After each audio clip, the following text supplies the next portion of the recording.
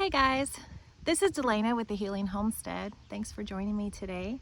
I figured I'd just do a little video explaining a little bit why we've been MIA for a long time. We've posted a few videos, hit and miss. Sorry, the sun is like really in my eyes. But I just wanted to kind of explain why we've kind of been hit or miss, and I plan on making some more consistent videos from here on out, but it's been a really busy season. Our son, a couple years ago, had a training accident in the military, and he was medically discharged. He moved back last September, and we have been just adapting as a family with all the changes and him getting out and all the different doctor's appointments and VA filing and all that stuff that he's had. Not that we have been necessarily active part of that, but just supporting him while he's going through it, while he's going through some of the health issues that have come up from the injuries. And also just protecting his privacy while he heals and recovers and relaunches. Well, a couple months ago, he relaunched and he is out of the home, as well as our oldest, Megan, also relaunched and is out of the home. And just, it's an interesting dynamic having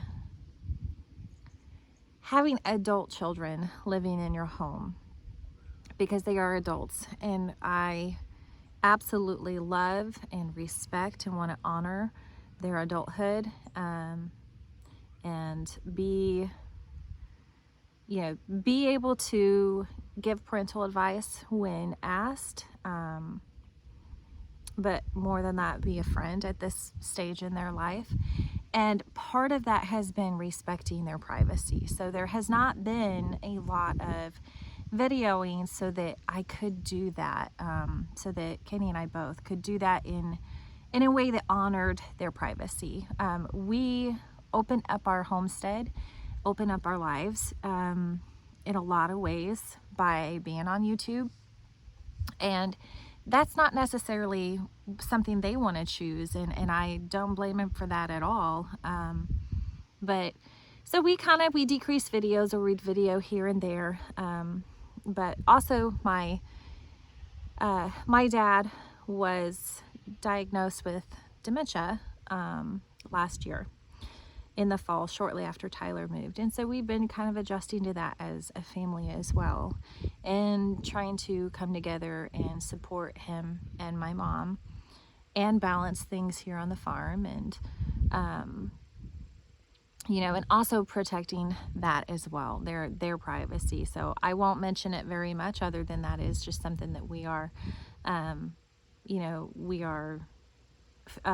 navigating as a family. But there's been a lot of different things over the past year. Some really, really good things, some not so great, honestly, but things have still been really busy here on the homestead. I expanded my garden this year, so I've been working on a whole nother garden that was here existing, and it really needed cleaned up. I didn't really want to work on it this year. I actually wanted to downsize a little bit with all the changes, but we started finding a bunch of poison hemlock in there, and we needed to take care of that before it became an issue all over the farm. So that kind of forced our hand, and we started working on it this year. And I planted some things. I didn't plant the whole garden. That's okay. This next year I plan to do that. But we got a decent harvest out of it. I also this year have been battling weeds so bad. And I'm thankful. I had a friend from church. She came out and taught me the Ruth Stout method of gardening. I had a couple friends mention it, honestly, And I just didn't even have time to research it. And I was like, I don't have enough hay. I don't have enough hay to feed my animals. Why would I have enough hay for the garden? Mom, this is for you. It's water on top of Dad's stars. Oh, thank you. Hey, Dad's not there yet. He went back in the woods. Just wait till he comes back. You'll hear the four-wheeler. Okay? Wait till he comes back and then you can go back there. Anyway, so I have slowly been incorporating the Ruth Stout method with excess hay. One thing that changed this year was we actually sold our cows. I loved having the cows, but we figured out after like a year and a half, almost 2 years of having them, they require a lot of input, and we are trying to become a more self-sustaining and self-resilient farm.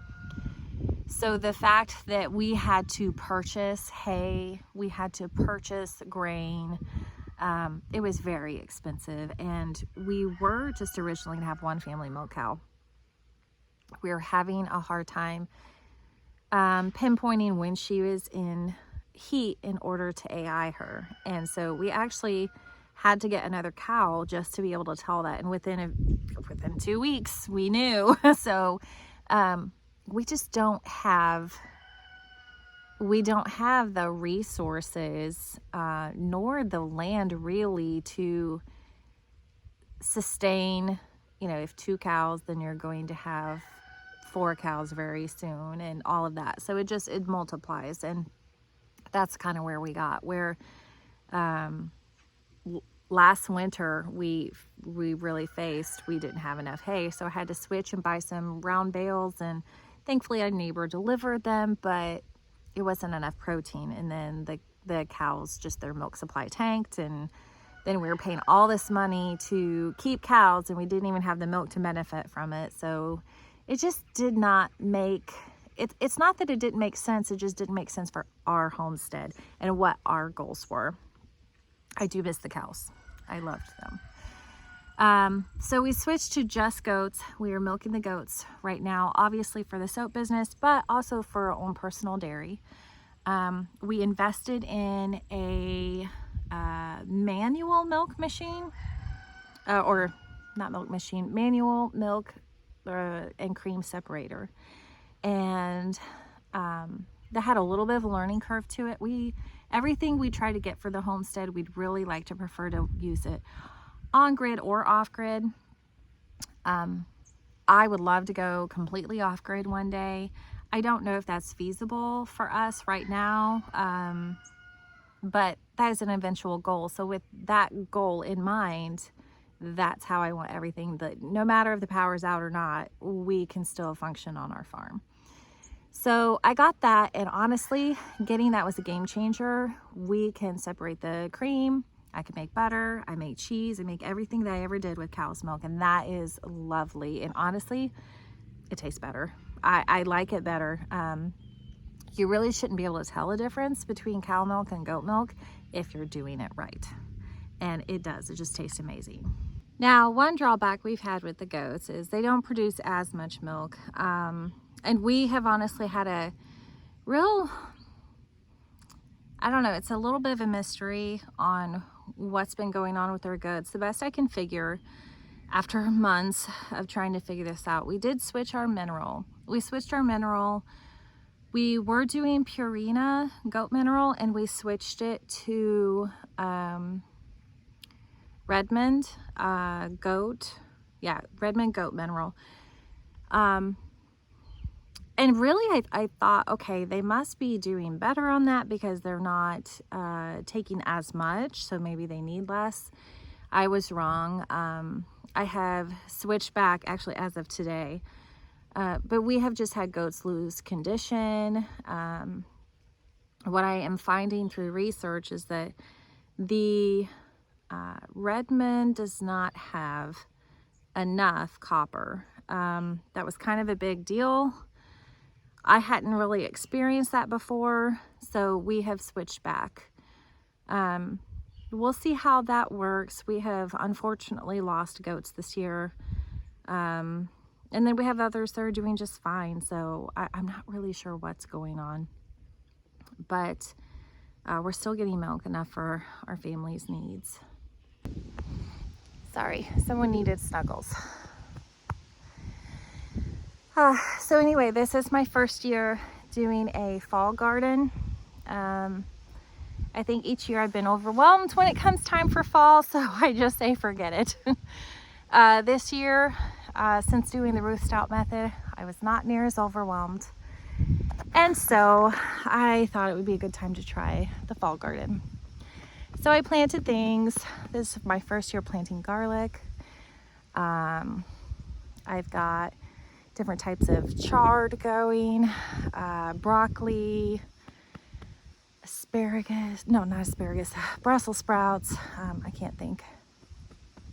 Anyway, I've got some fall stuff going, not big, not near what I will next year, but it's really cool because now that I know, I mean, you guys, this summer, I was averaging about 10 hours a week. 10 hours a week of pulling weeds. Since switching to the Ruth Stout method, maybe 10 minutes a week. I mean, it's been amazing. Such a difference. So my plan is this fall, as I clean up the garden, I'll be switching to all Ruth Stout method. And I'm already excited and planning for next season. I think it's gonna be a good year. Let's see, what else do we have going? Oh, Kenny and the bees. That is probably the few videos we have been filming because he has been way better about filming when he has opportunity, and he's so good about that. This year, I think he harvested like 30 gallons of honey.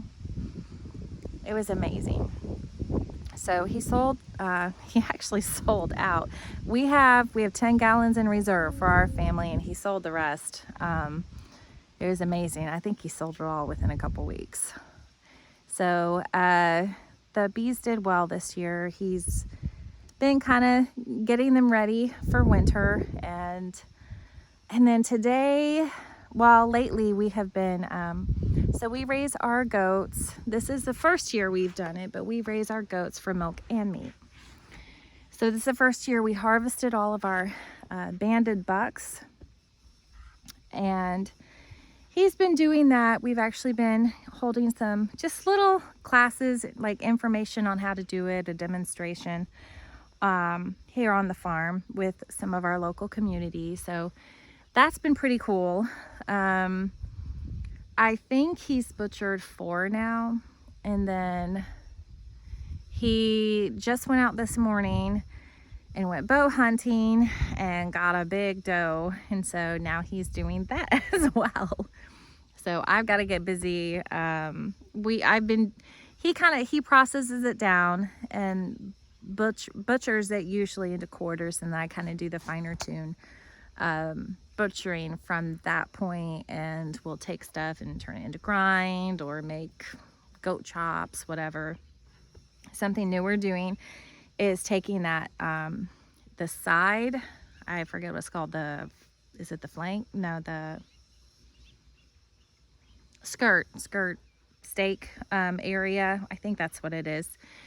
And I'm learning to cure that, and we're gonna make some goat bacon out of it. So that's about ready. He's probably gonna smoke that today or tomorrow, and then we'll try it out for the first time. Let's see, what else have we had going? It's been such a year.